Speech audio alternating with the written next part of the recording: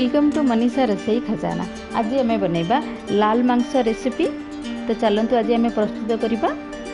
ये मु half cup पानी देकी 4टा सुखिला लंकार मंजी को बाहर कर देछि। आ गोटे छोट टमाटो नहीं ताको गोटे मिनिट पाखापाखि बॉईल करुछि। तो यहाँ मंजी बाहर करदेला पर एते राग लगे चिकेन। आठी मु गोटे जार देकी ताको बाटी देबा। एठी मु कटा लगे देथिली टमाटो रे तार चोपा को छड़े देछि। आ गोटे पेस्ट बनै के रखिदेबा।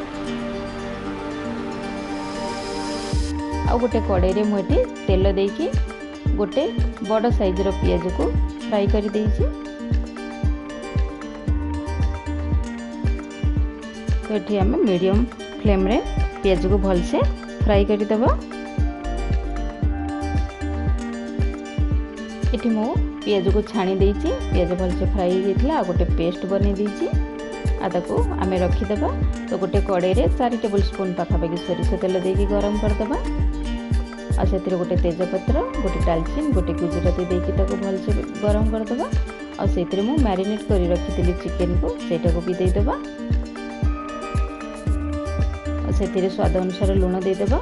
मु मैरिनेट करथिली चिकेन को ताको भलसे धोईकी गोटे टेबल स्पून तेल देइथिली।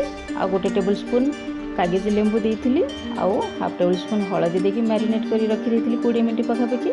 मुझे अदा रसुण छेचा नहीं, गोटे रसुण आ गोटे अदार छेचा को देछि। आउ जो मु बाटिकी रखिथिली पियाज ताको भी से बट्टा को भी दे देछि। आ ताको भलसे गोळेई देबा। आपण चाहिले एठी अदा रसुण पेस्ट भी 2 टेबल स्पून नेकी देई परिबे। तो एठी मु छेचा दे देछि और सेटा को कवर कर देबा। कवर करके आमे मीडियम फ्लेम रे ताको आमे सिझिबा को देबा।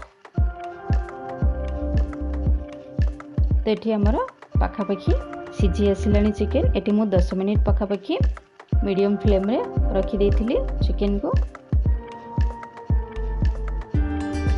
तो ये आमर भलसे कुक हो गलानी। तो से मु हाफ टेबल स्पून शाही जीरा आउ जो मु पेस्ट बनै के रखिथिली सुखिला लंका और टमाटर ताको आमे दे देबा। आ भलसे गोळेई देबा। तो भलसे गोळे देकी आमे 5 मिनिट पाखापाखि एकदम लो फ्लेम रे आमे कवर कर देबा। देखंतु हमर एठी पूरा पूरी प्रस्तुत हो गला लाल मांस चिकेन। एटा देखंतु कलर केते बढ़िया आसी छी। तेल भी सेपरेट हो गलानी। आ भलसे कुक भी हो जाइछि चिकेन। एटा मु लो फ्लेम रे पाखापाखि 5 मिनिट रखी देथिली। एठी हमर पूरा पूरी प्रस्तुत हो जाइछि लाल मांस।